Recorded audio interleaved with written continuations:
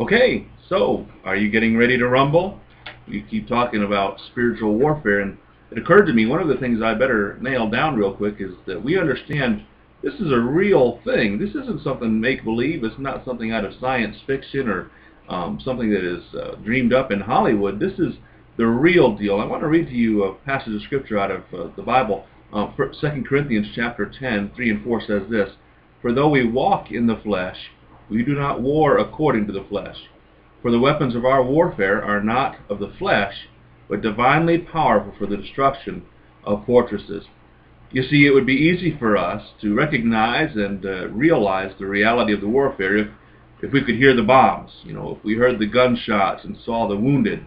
But those things all take place on a spiritual realm that we're not always privy to see. There are times that God gives us insight and He gives us discernment to be aware of that, but a lot of it happens behind the scenes. We just feel the effects of it, kind of like we miss the battle, but we can smell the sulfur in the air. We miss the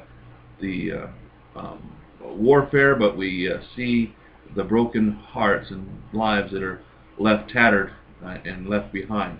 And so I want us to think about that. My goal is for us to get a glimpse of what we cannot see.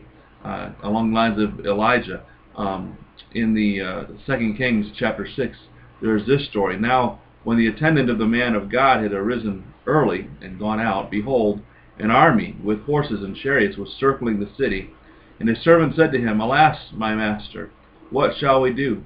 So he answered, Do not fear, for those who are with us are more than those who are with them.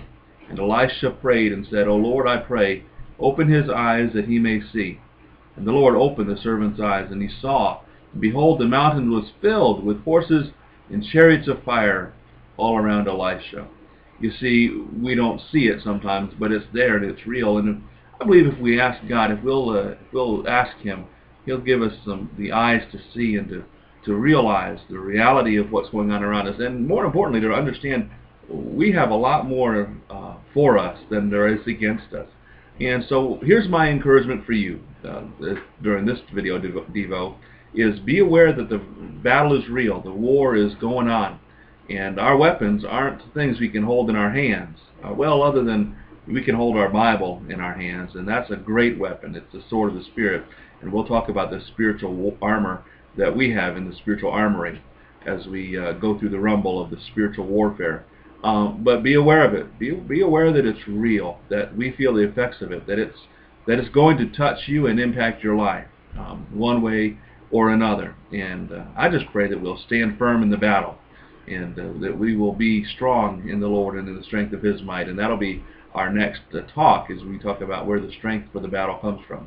This is Pastor Dave Bentley at Precision Valley Baptist Church in North Springfield, Vermont, inviting you to come and join us Sunday mornings at 10 o'clock for our worship service.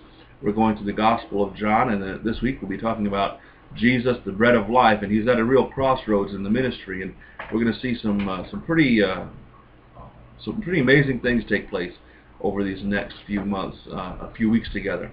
And so I invite you to come. You can check us out online, pv-bc.org, and also I invite you to look us up on Facebook. PVBC is a group page that we have on there, and also me, Dave Bentley. You can find me on Facebook as well. Connect with us, and we want to connect with you, and ultimately all of us connect with God through a relationship in Jesus Christ. God bless you, and we'll see you next time. Stand firm in the war.